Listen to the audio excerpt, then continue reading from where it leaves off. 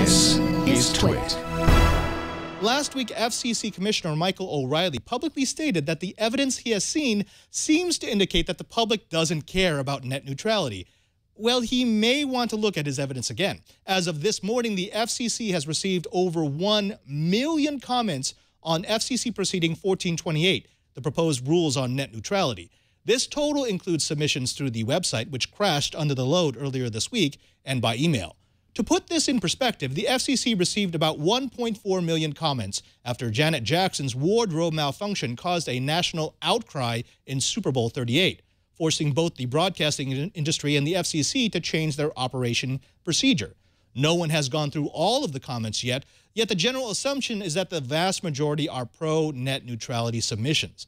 Since the FCC extended the deadline, you have until midnight tomorrow if you desire to leave your comment with the FCC.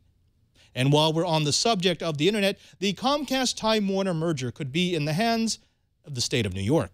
In May, Governor Andrew Cuomo announced that the state's Public Service Commission would use its new regulatory power to conduct a thorough and detailed investigation into the merger. This means that Comcast has the burden of proving to the PSC that the merger is in the best interest of its consumers. If the PSC decides that the merger is a bad deal for New Yorkers, they could refuse to transfer the Time Warner franchise to Comcast, cutting the company off from 2.6 million customers. Investors in the merger could then kill the deal. It's just one state, but if New York nixes the deal, other states could come to the same conclusion. Aereo is not a cable company, so says the United States Copyright Office, according to a letter obtained by CNBC. The company stopped operating after the Supreme Court ruled against the television streaming service in June. Aereo was hoping to rebroadcast TV programs once licensed as a cable company. In the letter, the Copyright Office says the internet retransmission of broadcast television falls outside the scope of the Section 111 license. No word yet on Aereo's next step. Oculus VR is working on motion controllers, gadgets that let you handle virtual objects and control virtual vehicles. Perhaps. These products haven't been announced, and the information is based on anonymous sources. In fact, despite all the press, Oculus still hasn't shipped their VR headset.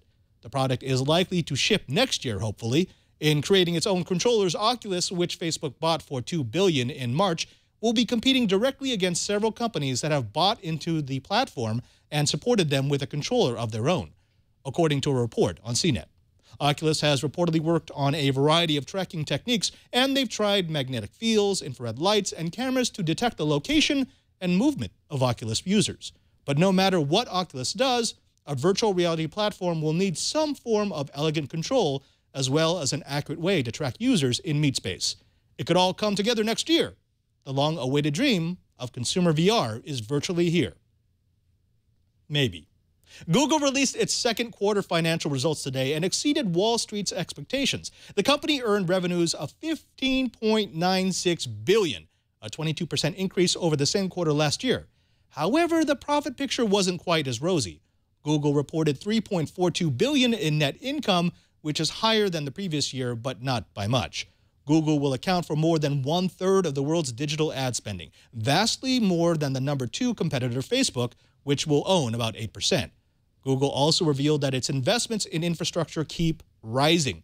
The company spent a whopping $2.67 billion on data centers during the second quarter, double from last year's second quarter, and triple what it spent 2 years ago. The company also announced a major executive change. Google Chief Business Officer Nikesh Arora will leave Google to work for SoftBank.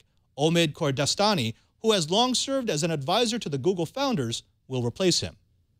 And finally, if you're famous and special, then you too can use the new iPhone app called Mentions from Facebook.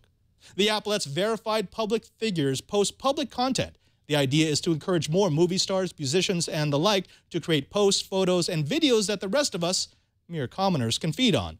There's also a Mentions tab that should make it easier for public figures to see what others are saying about them.